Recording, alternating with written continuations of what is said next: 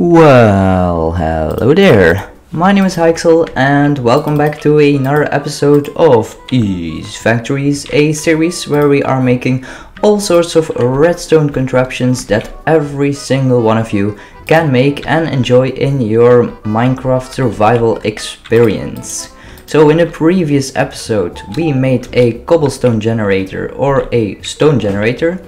If you haven't checked it out, be sure to check it out if you are interested in some easy infinite stone or cobblestone without needing to go to those creepy dark deep caves of Minecraft. So for that farm we needed a beacon, remember, to get the best optimal rates out of that farm. A beacon is very resource intensive. The beacon itself is resource intensive because you need to kill the wither, but you also need the base, lots and lots of iron. You see where this is going? We are going to make a iron farm today. Today's episode will be all about a pretty easy and not resource intensive iron farm. I don't recommend using this iron farm that I will show you in this video to use for a beacon because the rates are not that great, but it's really great for a early game iron farm. You don't need a zombie, you don't need any redstone. You can just make this farm on your first day of your Minecraft world if you are near a village or something like that. In the next episode of this series we'll talk about a little bit more resource intensive but also more rewarding iron farm, which you can, I guess, use for making a beacon. We are also going to test this farm, check out the rates AFK at farm for a Minecraft day and see what we are getting. So be sure to stick around to the end, till the end, so you can see the pretty darn good rates for this farm. So let's get started.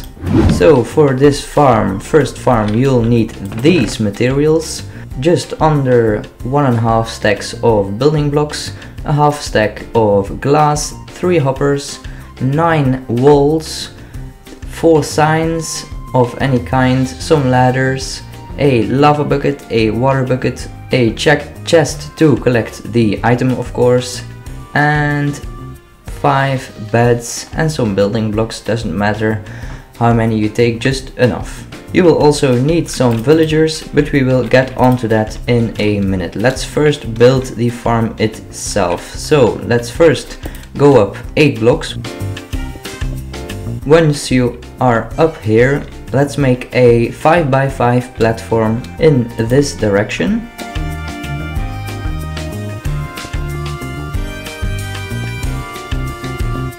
Fill that in with blocks. And now you have this nice platform to work on. Then you want to place the beds down. The first one facing this way. Here is the pillar that we just made, and then place some more beds down like so. You want to have 5 beds placed down. What you want to do then is surround these with some more blocks, and on top of that some more blocks, but these ones needs to be glass. We are going to make it too high as well. So once you have done that, it is time to bring in these villagers. You'll eventually need 5 villagers because we've got 5 beds. So you only need 2 villagers in the beginning. I recommend doing it like this sort of setup.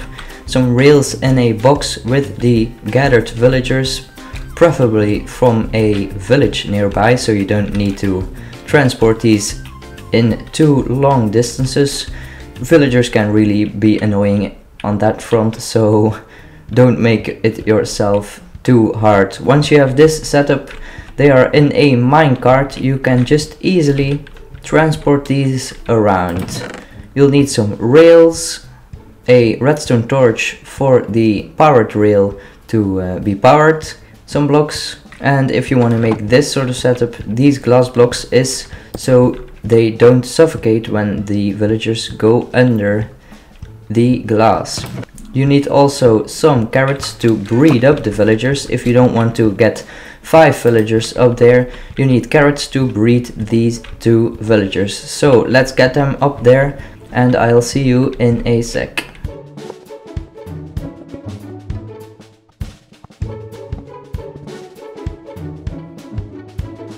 So you have all the villagers in here, you bred them up, you have 5 villagers and they're all connected to the beds. You can check that if they make those green particles in the beginning when you put them in here. So what you want to do next is place a chest down here and some hoppers leading into the chest. One here, and one leading in one of these hoppers. Then you want to make a platform above the villagers, just the same dimensions as the glass under it. Then you have this nice little platform where the iron golems will spawn on. The next thing you want to do is make a 3 tall wall around it.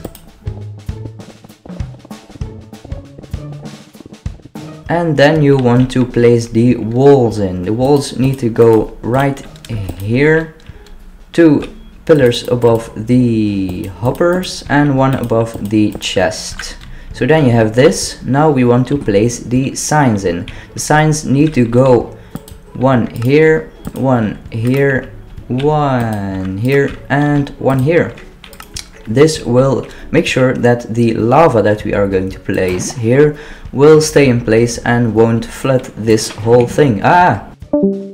Then you want to place the water in here, so the iron golems that will spawn here will get flushed towards this hopper and get caught in the lava and will be killed. The iron will be collected by these hoppers. Pretty simple, right?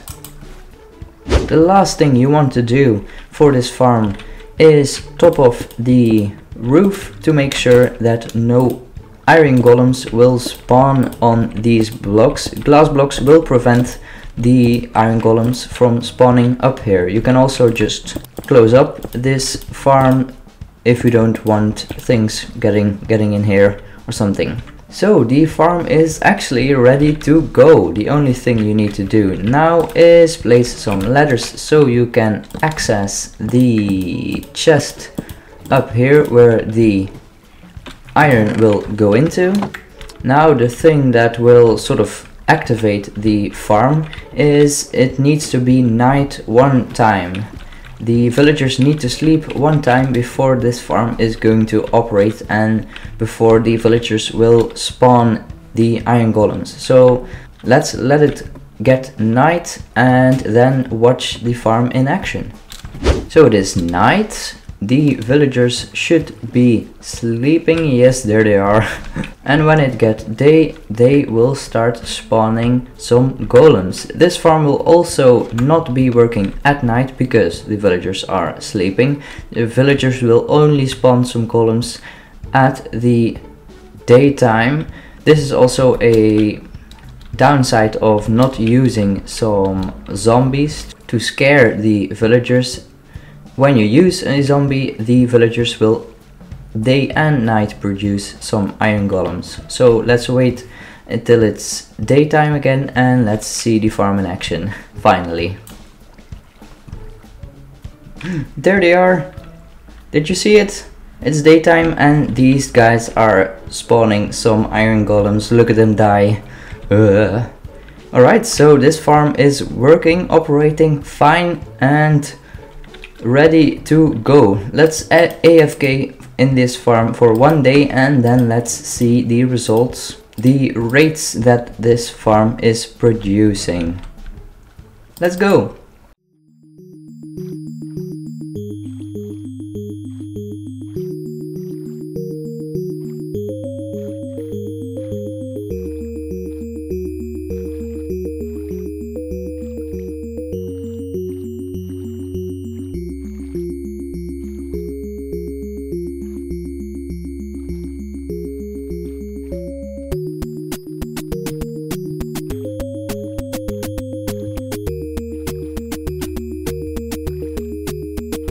So the results are in. We AFK'd for 1 day at this farm.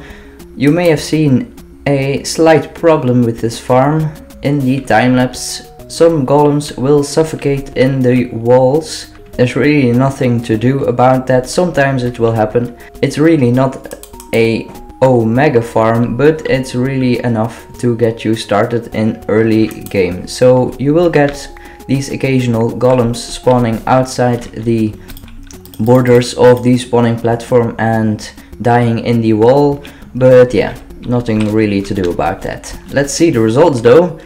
And bam, there it is, 18 iron ingots per day. So that is roughly 100 iron ingots per hour. Pretty good, right? I'd say this iron farm is pretty awesome. You can make it literally on the first day of your survival world if you spawn next to a village, and it's just really worth it to make this.